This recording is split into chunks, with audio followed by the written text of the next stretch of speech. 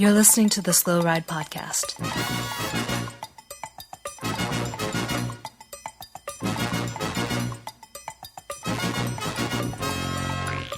Bikes, advice, and rumors straight from the source.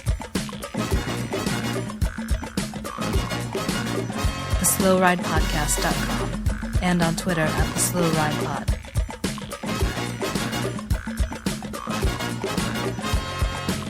Enjoy the ride.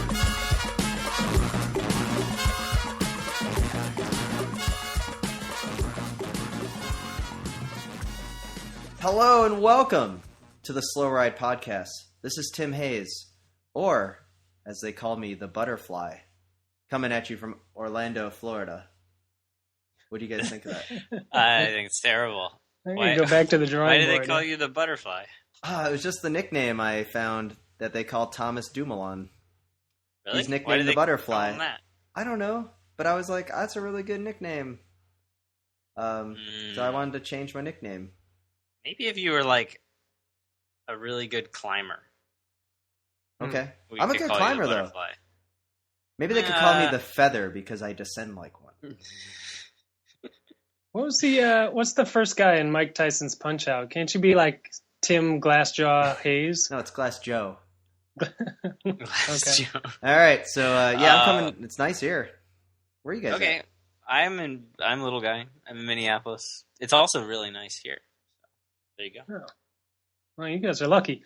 This is Spencer in Boston, Massachusetts, where I sweltered in the heat and humidity all day, only to come home and have my power be out. So I am recording very lo-fi this evening, so I apologize in advance for any poor sound quality. So deal with it. We like to thank everybody for listening, and as always, you can always download us on iTunes, Stitcher, leave us a review, Twitter at the Slow Ride Pod, or email us at the slowridepodcast@gmail.com.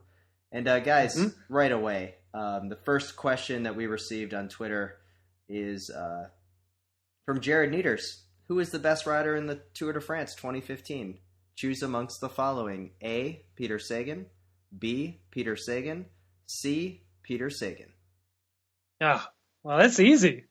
Yeah. Even an idiot can get that. So the answer is D, all of the above. That's right. And I have to admit, Peter Sagan, after today, the 16th stage, he gets his 16th career second place at the Tour de France. Yeah. And, nice. Gentlemen, he put on quite a show today, and I kind of like the guy again. I'm going to go back out on a limb. He's back amongst my favorites. How was that back on a limb? When did you not like him? I didn't like him when he was grabbing the Podium girls for like little jokes like that. I really have a problem with that immature sense of humor where you think it's funny at once and then you think back, and I'm sure he's like, that wasn't pretty funny. I've definitely been back on the Pete Sagan bandwagon since the Tour of California, because that was amazing.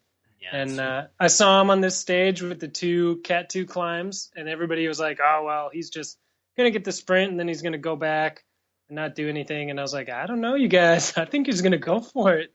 And he did.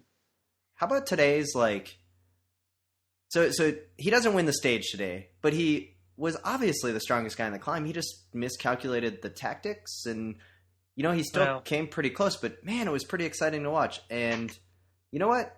Good on you, Peter Sagan. Thanks for bringing some excitement to the tour. I did hear Tyler Farrar was kind of talking about how Sagan is probably going to win the green jersey for the next 10 years because of the amount of points they put on the intermediate sprints now. Mm-hmm. And he was saying that, that's perfect for Peter Sagan because he can just get in the break and, clean up on the midpoint sprints and then always be there on some of these hillier finishes. Like today, he got major points and Greipel was nowhere to be found. Yeah, he's pretty unstoppable. Oh, despite them changing the rules. Yeah, Greipel could be found. He was just an hour behind. It's true. Everybody has the little thing on the back of their seat now, so they know where every rider is. Hey, what's amazing is even on the flat stages, when Greipel crushes everyone, Sagan's third or fourth. It is true, but can we... So, pet peeve time. Obviously, yesterday, Peter Sagan's mechanic threw the water bottle at the camera, And awesome. there was all this, talk about, Sean Yates today got banned from the car, which was awesome because that means Oleg was that much closer to driving. And then That's a good thing. But and they're talking about the problem with that is, the motorbike messed up and Peter Sagan got hit, and there's like the disagreement between the motorbike and the mechanic. But can we talk for a second the reason why Peter Sagan was getting off his bike? It wasn't because of a mechanical. It was because he was switching bikes. And that is something that needs to be outlawed. There's no way to outlaw that, though. How are you going to outlaw that? I think that you're that you there have has to show to be there's something wrong. Yeah, there has to be you can't switch model bikes like a climbing bike. Who's going to police that? Like every time they get they like pull over to stop, like an official have to come over and verify a flat tire or something. Well, maybe not it's a flat tire, but like unenforceable. I don't think it is. Like maybe you have to have the same model bike. Like on the roof of the car, you need to have the identical A bike and a B bike because he's switching bikes. He's switching from a lighter climbing bike to one that is supposedly faster in a straight line that has braking problems. And there's some major issues there, and I just think it's against the sporting nature. They banned the guy from what was it, Bora, the guy that took the 100-yard car ride because his chain snapped to his team mechanic. Sepulveda, whatever. Yeah, that's completely different, though. I no, but like what my point is, the little guy, is that if you're doing sporting gestures, you're saying like, hey, this is in the nature of the sport, so you're going to ban a guy for taking a car ride. Totally understandable, and you should ban the guy. Then you also can't look the other way when someone is changing the equipment that they're using for no other reason than one stage. I just think that it's dumb, and it's against the sporting nature of the race. I kind of agree that it's dumb. Right. But I guess I don't feel like there's like a ethical quandary or something. It's like the nature of all these sponsors, and especially like Specialized being trying to show like off move more more bikes. Like we got a sprint bike and we got a climbing bike. I want you guys to switch it. And like I don't know, would they do it if there wasn't some advantage to it? Like there must be something, because like I've never understood it either, especially with the weight limit.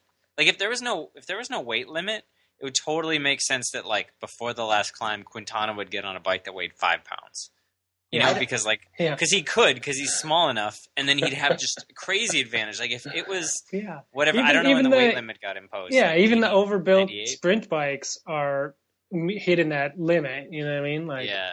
But Contador's doing the same thing, and you're right, Tim. It's weird. Like Contador's been like switching bikes to get on a bike with like lighter tires and stuff for the finish. So like, well, and it's also how they're putting the motors in the bikes.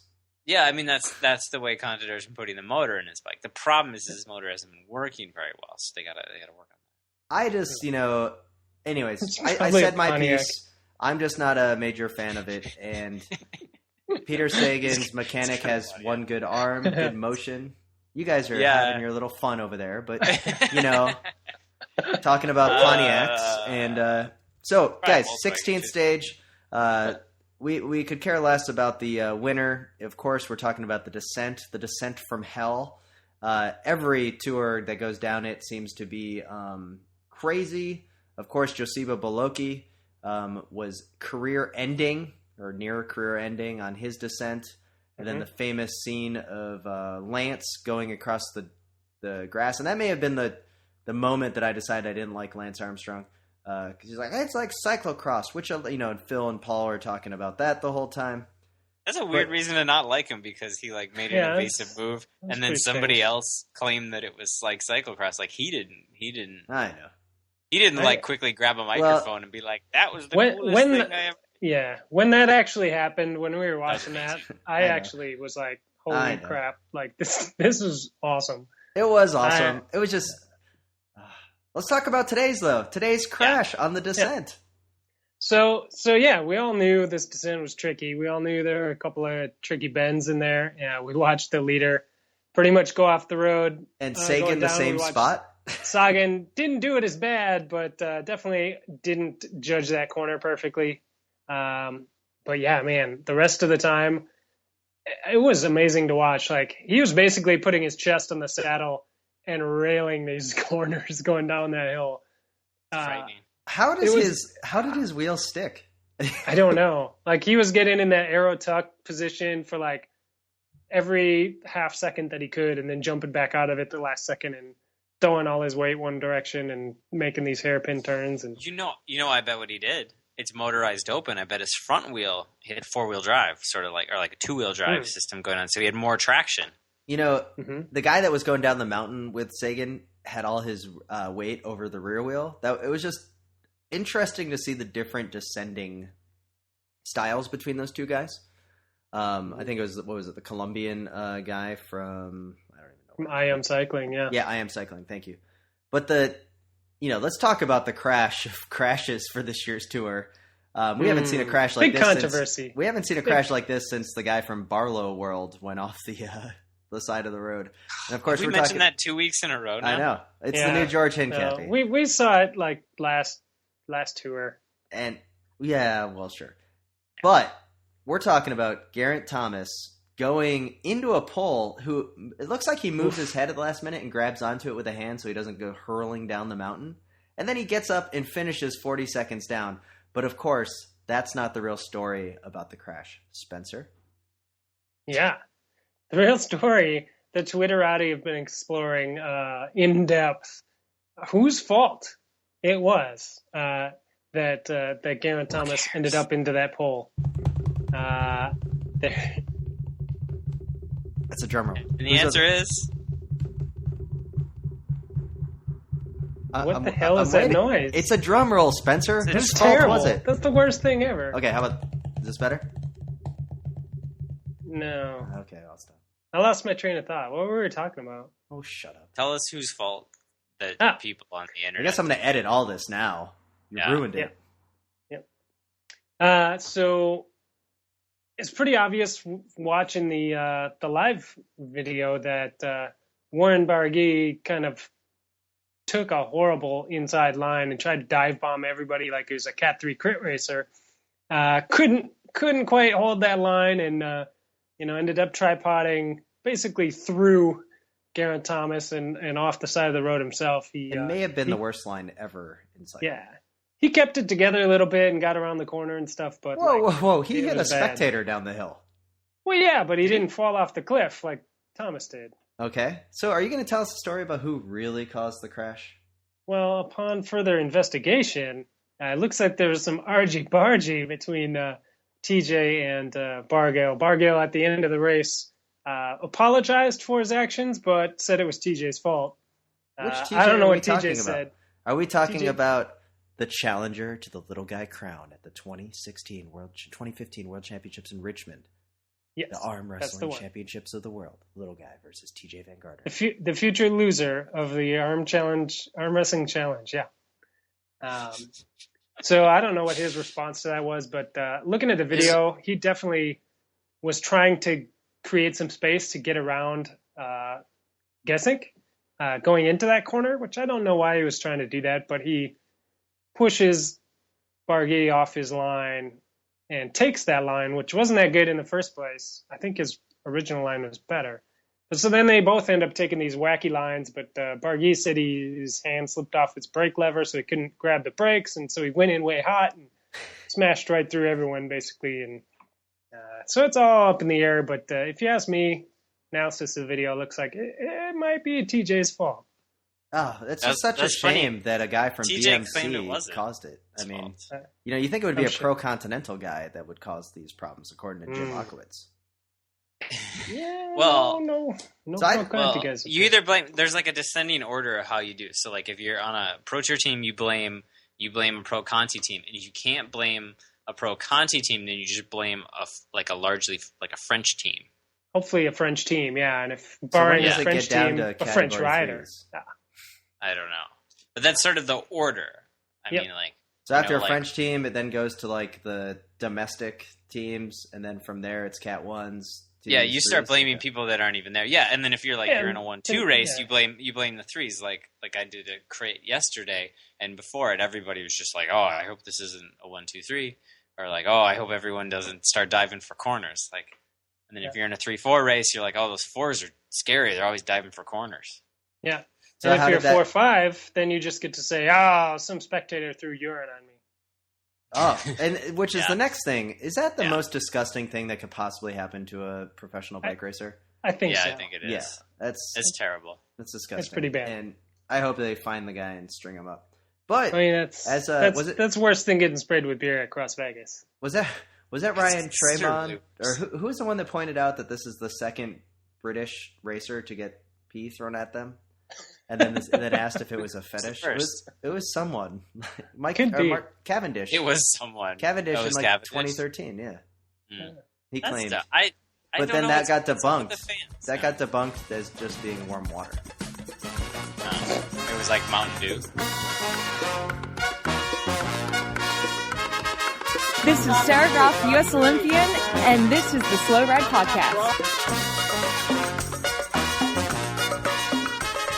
So, 16th stage, we don't know who won our 16th place contest just yet, but we do know that Marco Hauler of Katusha, the Austrian national champion, was the 16th place winner, and I'm pretty sure that John Senham did pick Navarro, who was the closest pick, and I think Navarro got 17th or 18th. Navarro right there. was 17th, and we're unofficially saying that that's probably the closest pick right now. We got to make sure nobody picked 15th, and we have to have a runoff here, but it's looking good for him to be the winner of our 16th place contest, which is going to get a Cat's cap from Ixnay Shop, sponsor of this Well, I'm pretty sure Tour that, de France 16th place. I know John will wear it with pride, that cat's hat. And then, hey, we did get a question real quick from Corinne Gordon. It says, hey, Slow Ride Pod, which rider's name are you least confident in pronouncing? Daniel. I can't do it, Tim. You do it. There you go. Nailed it. I think Tim's been nailing it this whole time. He's been nailing it. You get a lot of practice. There's some guys on Katusha that are usually invisible, but if one of those like weird Russian guys gets in a break and wins something, we're going to be in trouble. Question for the Slow Ride Podcast from Ford Murphy, Sneakers McFord. Hey, why is no one blaming Garrett Thomas for just having soft elbows and letting two people chop him? I like that. You know, Ford, I like that. Ford, I like that. The reason I like that is I like how you're putting the blame on the victim. This is a very, a lot of people try this, but they're not skilled at it. I like what you did here. The more I think Thomas about was it, it's asking Garrett for Thomas's taking fault. that line. Yeah. Mm-hmm. Yeah. So, another good questions. Always, we love getting them. So, guys, in all seriousness, besides Peter Sagan, who are you most impressed by in the tour this year? I'm impressed by Tony Gallopin, though he did lose some time today. He's no longer in the 10th place. He's no longer in top 10, but I think he's going to have a good rest day. He's going to put the legs up, and he's gonna come back in the Alps and get back into the top 10. This is a very interesting pick for you, little guy. Yeah, very interesting. I have no ulterior motives for why I'm impressed with. I'm just wondering, why the change of tune? Because I seem to remember a few weeks ago you I said he'll have a good GC race. I'll completely admit I did not see him having a good go at the GC, and I don't think he did either. But he is, and I'm happy for it because he's on my Velo Games team, and I like him as a rider. I put him on my Velo Games team because I thought he'd maybe win a stage. Obviously, that hasn't worked out yet, but he's been riding a really good race. I'm happy to see it. I hope he's top Frenchman, especially because Cycling News keeps running the articles that our buddy Warren chopping the wheels is the French hope, even though Tony's been ahead of him for the last 2 weeks. They keep just forgetting that Tony Gallopin's French, even though he's on a Belgian team or something. And they have tunnel vision over there. But isn't the other guy? He's on Giant Shimano. I mean, that's not exactly a French team either. No, but I don't. Maybe Gallopin's just a flash in the pan that a lot of people think about him the way you thought about him at the start. That he's just never going to be better than 15th place in the tour. Well, I'm surprised he's riding for GC. He's a good rider, but maybe he's flash in the pan. But I hope he goes all out to get his flash in the pan, top 10 in the tour. Because screw it, you'll get it. Someone will buy you beer for life. Your top Frenchman one year. Mm-hmm. Worth it. Mm-hmm. Screw a stage win. That's not worth anything. So I don't know why you're not going to let me choose Peter Sagan as my most exciting or impressive racer of the tour so far, Tim, because he is. Well, I think I was getting at, is there anybody else besides Peter Sagan? If I have to choose somebody else, and it pains me greatly to say this, but I've been really, really impressed with Alejandro Valverde. Yeah. He's been riding really well and attacking all the time, and not giving up his GC position, but he's the guy attacking. You know what I mean? Like, he's not blowing himself up, but he's willing to risk it a little bit, and I can appreciate that. Okay. And, the most hated man in cycling Twitter is definitely been impressive. I can totally hear you. I think that's a very good pick, Spencer. I'll go out and say it that I've been most impressed by Chris Froome, and we'll get into that in a second. But honestly, what Chris Froome has been able to do, I thought Quintana was going to win, and Quintana has actually been performing the way that I thought he would. But what Chris Froome was able to do on stage 10. The complete domination, and then what Richie Porte was also able to do. I mean, that type of performance is something that they sing songs about, and it's one of those things that's just it was a freak of nature, and Chris Froome deserves a lot of respect for that. Does he also? Are you insinuating with that freak of nature comment? No, I'm not. Because here's the thing: is that you're not? Because that's like the same thing that Jalabert said, and then everybody said he's insinuating. So you're not. I'm not trying to. I don't know what I'm trying to do. Here's what I'm trying to say about it: is that it sucks that my favorite sport that I care the most about, I have to always wonder if someone's doping, and I can't take into account what they did on that day. Right. And what I saw Chris Froome do for that moment, I suspended my disbelief, and I believed for a second, and I was like, that's amazing. And it was fun to watch. And it was fun to watch even though he was beating the guy that I want to win. I'd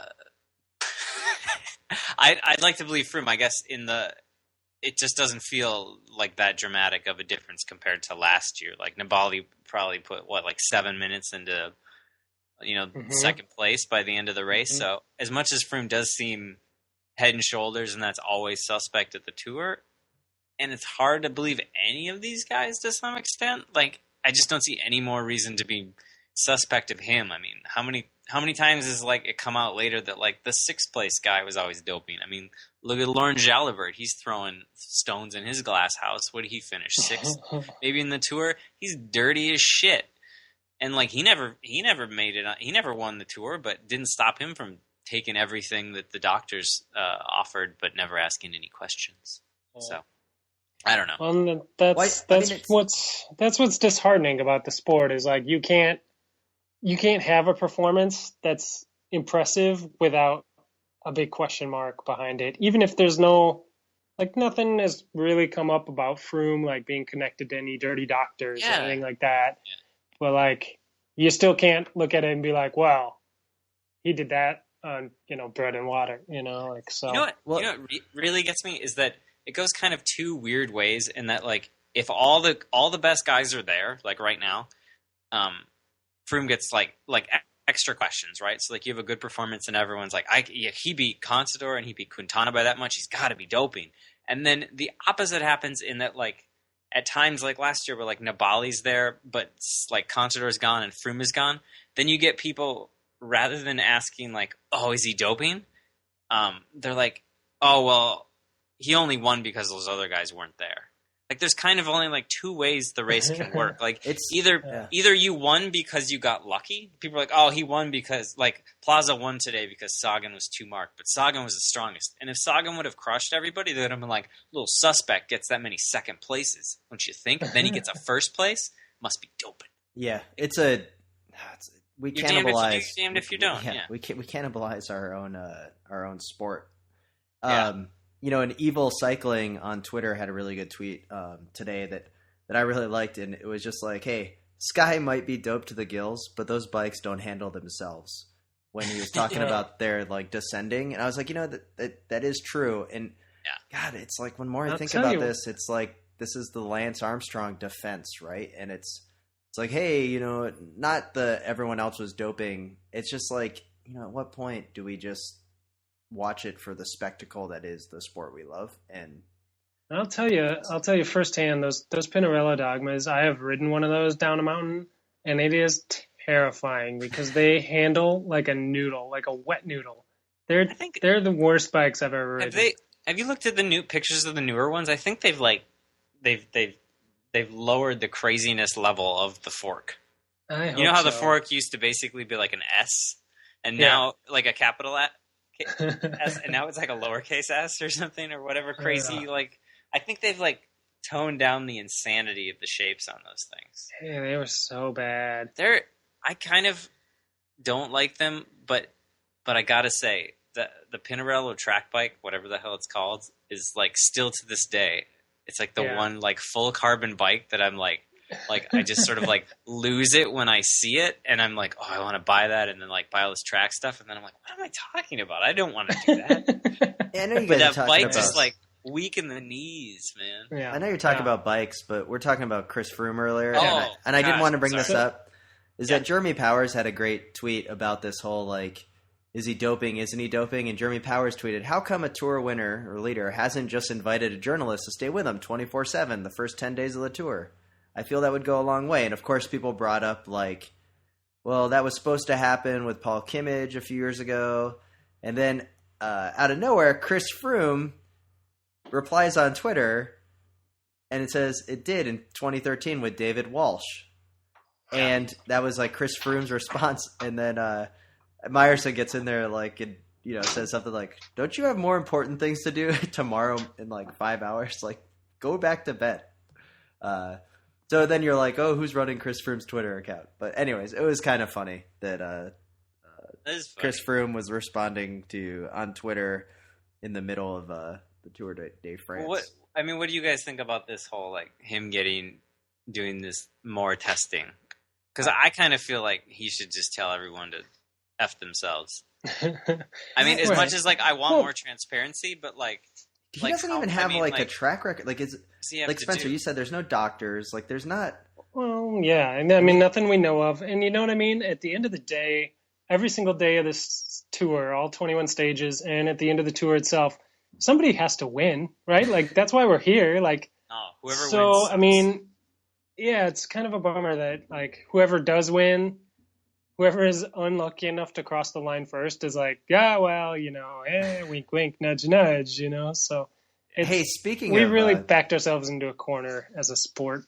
Speaking of crossing the line first, it was pretty awesome to see Nibali on the attack a little bit today. The Shark. That was nice.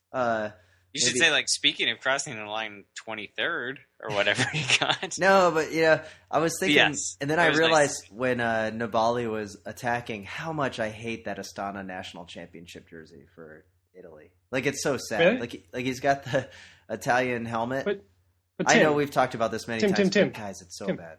Can I ask you real quick? How do you feel about the Spanish national road champion kit?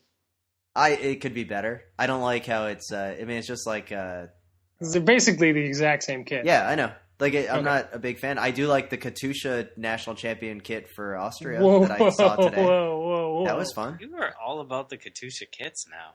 Wow, this is interesting. I'm gonna have to make a note of this. Okay, so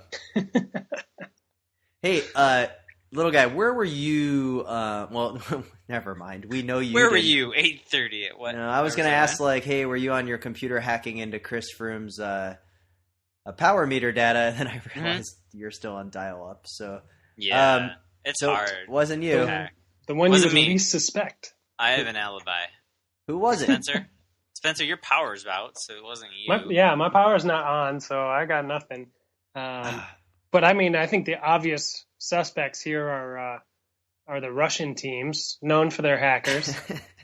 So we're looking at Katusha. We're looking at Tinkoff. We don't need to look any further. I think it's more obviously probably some ex-Festina doctor or something. Wait, I like this Russian. This Russian one has some likes. Absolutely. I mean, so we're talking Katusha, talking Tinkoff. Mm-hmm. I mean, definitely Astana could be all over that. I mean, I know they're not Russian. They're per on the se, cusp. but, Yeah. They're like Russian back in the 1980s. So you were Russian. You were part of. You used to be Russian. You were Russian-ish at one point. You were forcibly Russian, so you're basically still Russian, right? Yeah. So I don't know. It is a Chris Froome, free Chris Froome. Hey guys, big news just came out. The 2015 Tour of Alberta announced their teams, and I was going through the team list: 5 World Tour teams, 2 Pro Continental teams. Drapack's coming back. There is a team missing. Do you guys want to guess what team is not racing at the Tour of Alberta? Safeway. Airgas Safeway did not make the cut once again. What is Chris Horner going to do? Well, to be fair, he is America's most popular cyclist, not Canada's. That's touche. That was a really good point, Spencer. Yeah, thanks. Who do you think Canada's most popular cyclist is? Sven Tuft. Well, I guess Ryder Hesjedal. Steve Bauer. It's probably still Steve Bauer. Yeah. Either way, no, it's got to be Ryder Hesjedal. I mean, he did win a Grand Tour.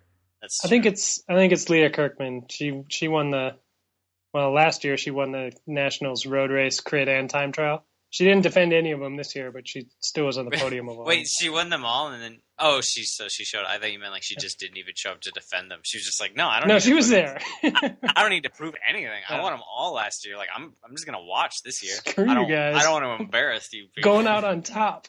Yeah. No, she races for Optum and is pretty badass.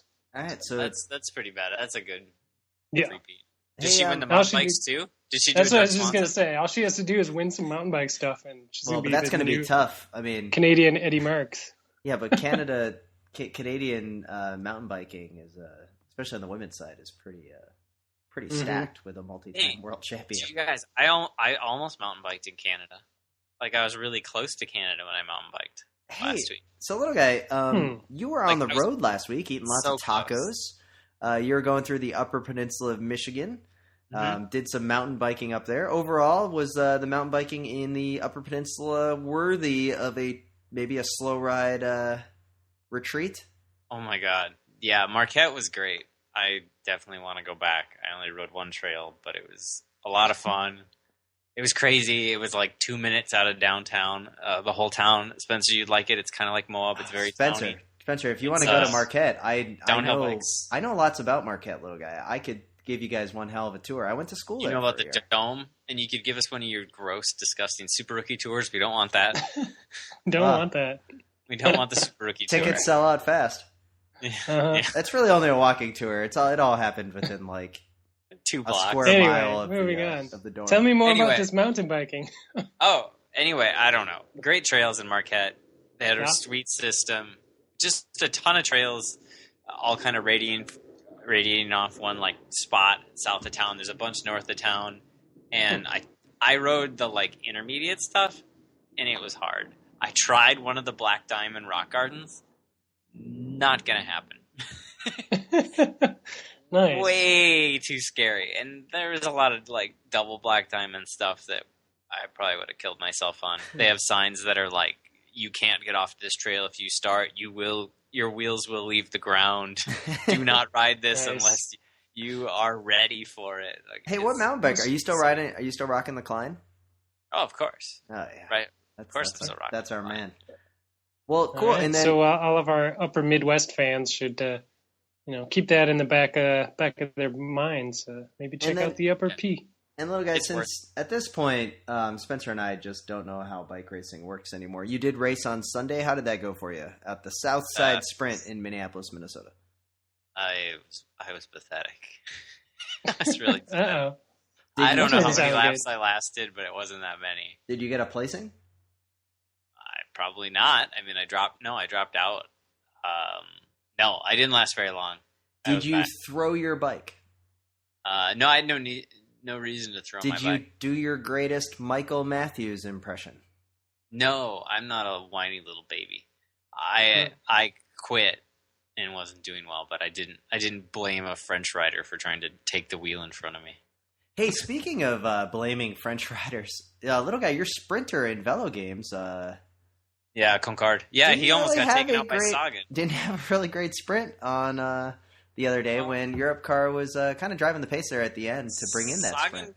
He didn't have good position. He wasn't going to win anyway. But man, if you can watch that replay, Sagan dives between like a 3-inch like spot that's between like Concard and Degenkolb.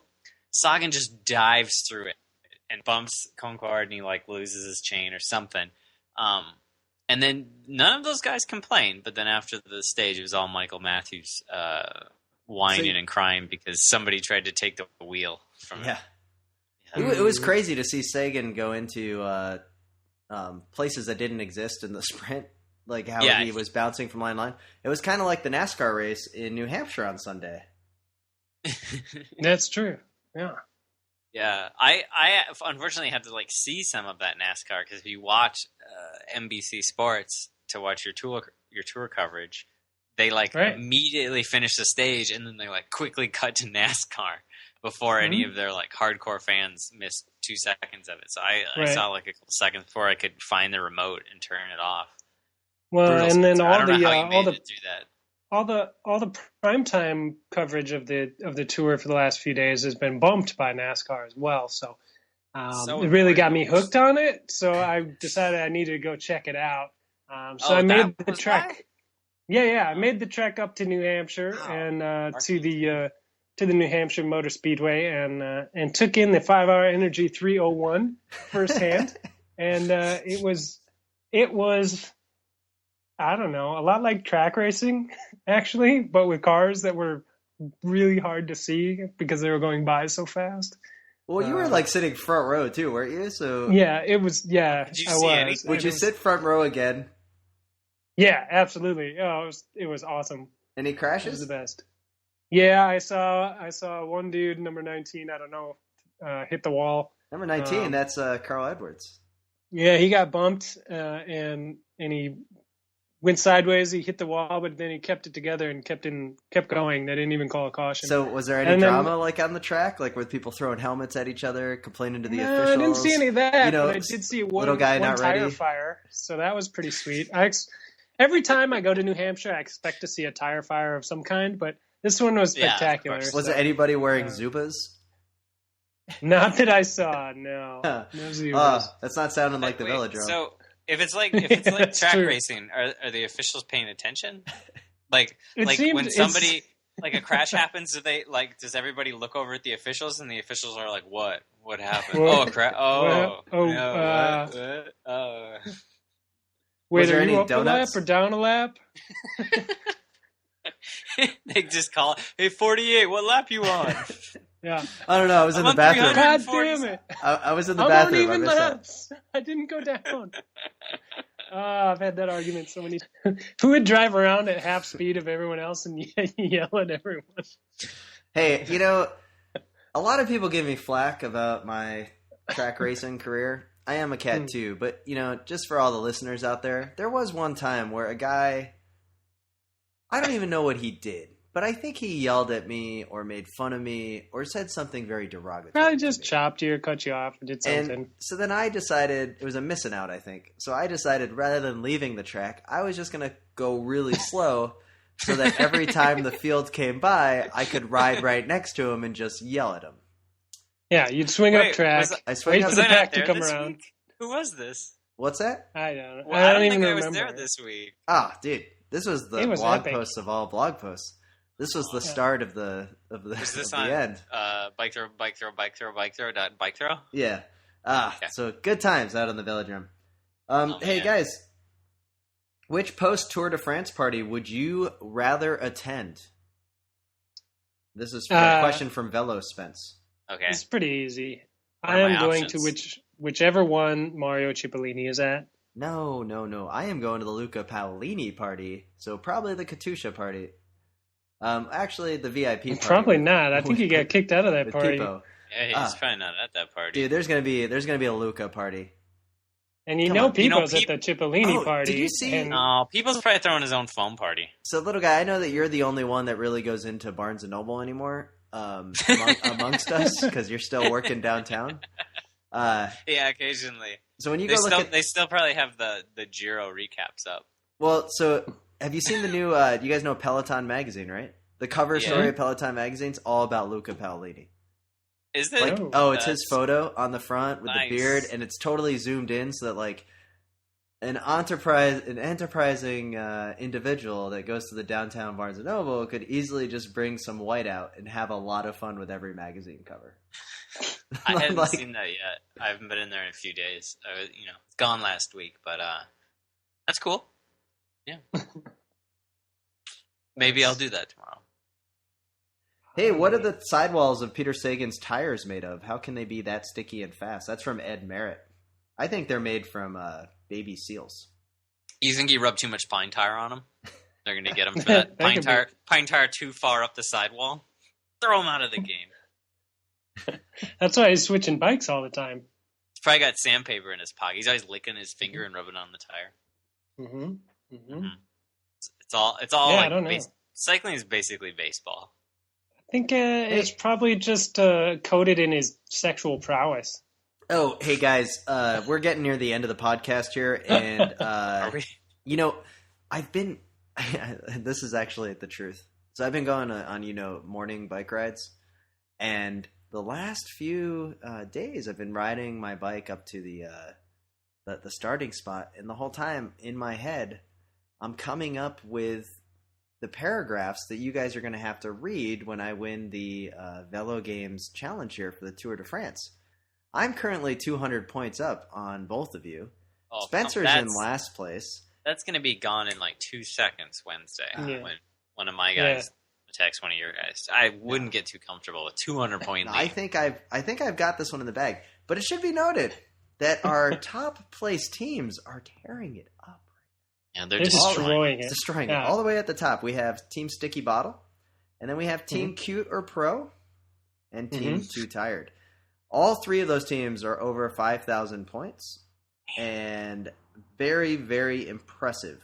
I don't know about the other two podium teams right now, but I can tell you that Team Cute or Pro had about a week's worth of Pro Tour cycling research total in their life before picking that team. So that's pretty impressive. The only they did take... See, the key this year is obviously Froome, but definitely the big key is Sagan. Sagan has been putting in, and that's the Huckleberry. If you went there, and I made the mistake of going with Cavendish. Little guy, you once again decided just to sabotage your team with a French sprinter. And Spencer, you went with Degenkolb, who, again, not a bad... I went with Cavendish. No, you have Degen. Oh, that's right. Sorry, you have Cavendish. Degenkolb and Team Sticky Bottle has Degenkolb and Sagan, and that's really been helping them out. But Van Avermaet was also a huge add-on. Gonna have a baby right now. And I want to say this, is that Team Sticky Bottle is currently ranked 33rd in the world. Really? Yeah. So, I think it's kind of a bonus to like go into one of these things like not having a long history of watching all this racing, because if you do that, you end up like me, and you have people you really want to win. And if you just go in and are not, you don't have your emotions involved. Like I have my emotions involved. And that makes me pick way too many French riders. Well, look at Velo Spence. It makes sense. He's in last place by a landslide, and his entire team is just pure class. Oh, he's got Chavanel, he has Buhani, he has Christoph Vogler, Roland, Nibali, Kelderman, and Bardet. They should all be fine picks, but just all didn't good work riders, just not right now. Just not a good one. And then talking about if you know too much about cycling, like Keith Richards, my business partner from Swift Cycle at 607 West University Avenue in Gainesville, Florida, swift-cycle.com. He even named his team Tuft 2016. So he's got Sven Tuft on there, who has brought him 0 points. So the question I need to no, he didn't, unfortunately. The question I need to ask Tim is, how many residual points am I going to get from my very significant other being in second place in this 0 contest so far? But I will say that, guys, I will say this, is that, again, since the prize is that you have to read verbatim a paragraph that I write, both of you separately. I'm letting you guys off a little easy, but it's gonna be golden. I'm so proud of what I've already. We should probably post up the episodes where you guys had to read all mine last year from when I swept all 3 tours. I'm glad you're so confident, Tim, because it's going to be. Hey, I have a track record of never jinxing. You don't win, and it's like you've taken it to this level. So it's. Look, when have I ever jinxed something? That's true. That's never happened. Rest days are a perfect day for all of your riders to get popped. Hey, so it is a rest day tomorrow, so we'd like to thank everybody for listening to the Slow Ride podcast. Maybe you can get out there and do some riding. Maybe you can find us online at Twitter at the Slow Ride Pod. Or maybe email us, theslowridepodcast@gmail.com. Leave us a review. We didn't get any reviews last week, so we slid down to 105th in the amateur rankings. Oof. We were number 1 for a while. I don't know what happened. But it's just a popularity contest. Doesn't mean anything. It is. And looking at the download numbers, guys, Dan from NAM is listening over 1,500 times each episode. Something about those numbers doesn't add up. His computer just continuously downloads it over and over and over and over and over again all week long. So, do you guys have anything else you want to add about the pod, or what's going on this next week? What the speculations? I don't know. I'm excited though. It's gonna be. I don't know what's gonna happen. I think Froome probably win, I guess, but I'm excited. It's gonna be. What do you think? A few days of bike racing to so watch. The big Alpe day. d'Huez. Alpe d'Huez, who wins?